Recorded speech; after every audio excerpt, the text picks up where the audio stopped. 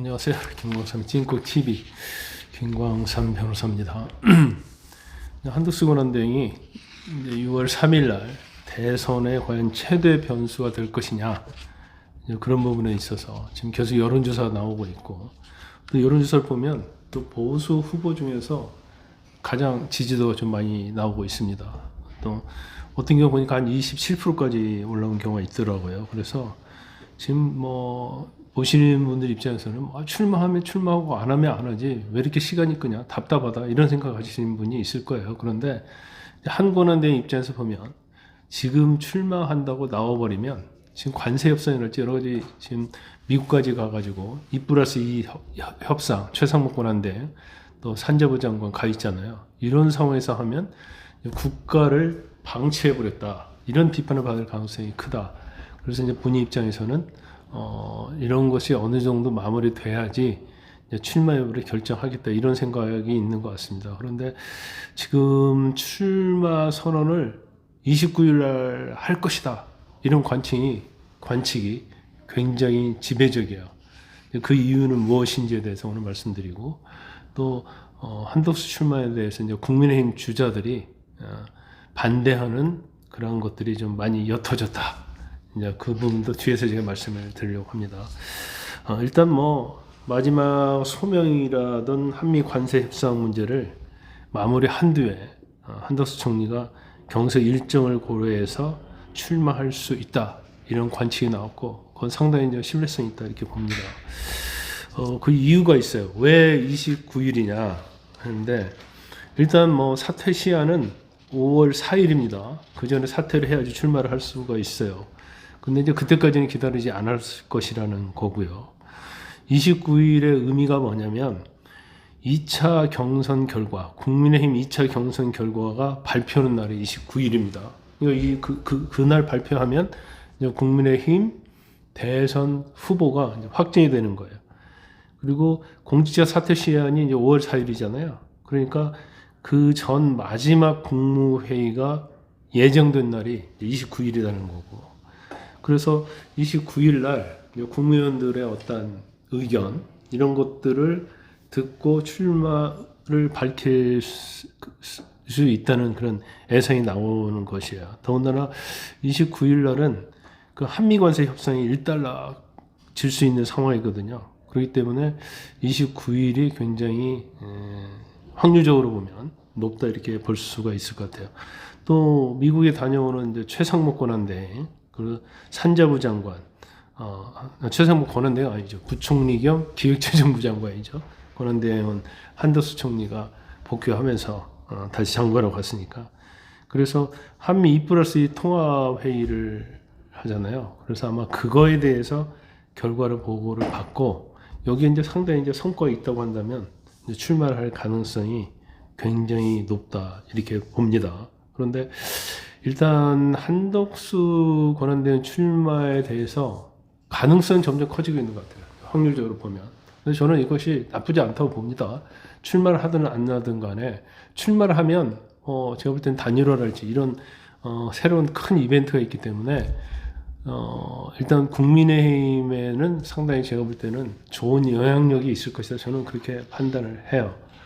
그래서 국민의힘 대선 주자 지금 현재 4명으로 압축됐잖아요. 그래서 일단 한대행 출마를 전제로 한 빅텐트 단일화에 좀 찬성적으로 좀 많이 기울고 있지 않나, 저는 그렇게 판단을 합니다. 원래 김문수 후보는 적극 찬성했지 않습니까? 그리고 근데 반대를 가장 했던 사람, 반대 입장에 섰던 사람이 홍준표 후보, 그리고 한동훈 후보였어요.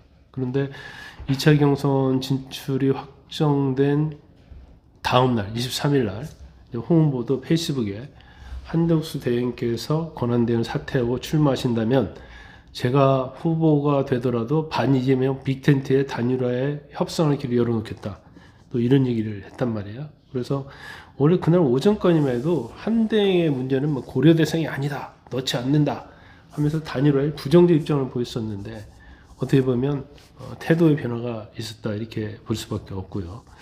또 한동훈 후보도 굉장히 비판적이었잖아요. 그래서 한대행은 관세 전쟁 상황에서 국익을 지키기 위해서 집중해야지 출마하면 안 된다는 취지였고, 그런데 점차적으로 지금 오늘 페이스북인가요?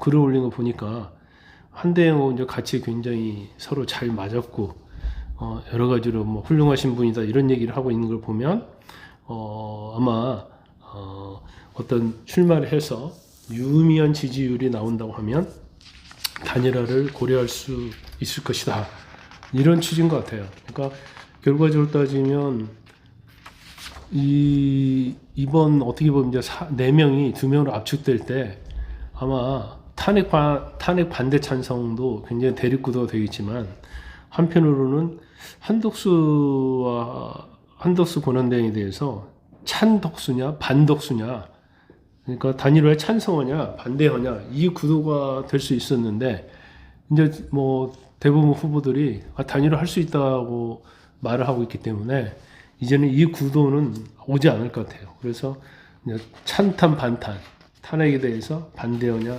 찬성하냐, 이런 구도가 그중에 가장 좀 많이 토론에서 얘기가 토론이 내용이 될 것 같습니다. 한대행도 일단 단일화를 현실적으로 보니까 이제 단일화 하겠다고 분위기가 쏠리거든요. 그러면 한대행 입장에서는 어떻게 보면 대선 출마하는 데 있어서 결정하기가 좀 쉬워진 거예요. 왜냐하면 국민의힘 후보가 난 단일화 절대 하지 않겠다 이러면 사실은 출마해가지고 분열이 되니까 출마해봤자 100점 100회죠. 하지만 이렇게 분위기가 단일화 가겠다고 하니까 내가 출마 선언하고 단일화해서 본인이 안 돼도 사실은 국민의힘 후보를 밀어주고, 되면 본인이 나갈 수 있기 때문에 한대행의 어떤 마음은 긍정적으로 갈 수밖에 없다, 이렇게 봅니다. 한대행이 어제 경기도에 있는 평택시 캠프 험프리스 한미연합사라는 곳이 있잖아요.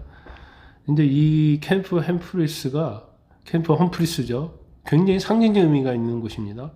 2017년 11월에 트럼프 미국 대통령이 방한했을 당시에 첫 일정이 문재인 전 대통령을 찾았던 한미 동맹의 이제 심장부다, 이렇게 말할 수 있거든요.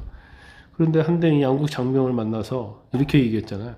저는 대한민국 예비역 육군 병장 군번 12168724번 한덕수입니다. 이렇게 소개를 했다는 거 아닙니까? 그러고 나서 주한미군 사령관과 안보 현안을 논의했다는 거예요.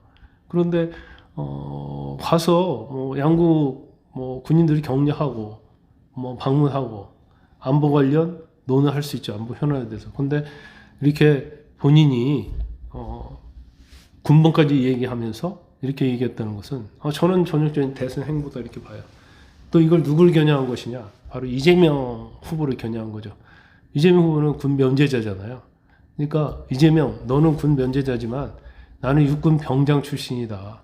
그래서 신성한 군 의무를 나는 한 사람이다. 오점이 없는 사람이다. 너는 군도 안 갔다 온 사람이다. 이걸 나타내기 위해서 의도적으로 했다고 봅니다. 물론 총리실에서는 이거 원래 계획된 방문이다, 이렇게 얘기를 하고 있지만, 그렇다 하더라도 이건 상당히 의미 있는 행동인데 저는 그렇게 봐요. 그리고 국민의힘 지지층의 상당수가 한대행 출마를 좀 긍정적으로 보고 있잖아요. 그래서 오히려 이제 단일화에 반대하는 경선 후보는 경선에서 분리할 것이다, 이런 얘기가 나오고 있고, 또 국민의힘 상당수도 특정 주자를 지지하는 대신 계속 관망하고 있거든요. 왜냐하면 한대행이 출마 가능성이 커지는데 섣불리 누구를 이제 지지할 수 없는 그런 상황이 된 겁니다. 그래서 일단 제가 앞에 말한 것처럼 4월 29일 날 출마할 가능성이 크고, 적어도 5월 3일 이전에 출마할 가능성이 굉장히 높다, 이렇게 봅니다. 그러면 당 후보가 2명으로 압축되면 그 시점에서 결단을 할 수도 있다, 이렇게 전망이 됩니다. 그래서 시간이 얼마 남지 않았다. 5월 4일 전이니까 얼마 안 남았잖아요. 경선이 29일에 끝나니까 또 시간이 그렇게 많이 남지 않았어요. 한 일주일 정도 기다리면 한대행이 출마할지 안 할지 여부가 결정이 됩니다. 여러분 아주 좋은 봄날이네요. 편안한 오후 되시기 바랍니다. 감사합니다.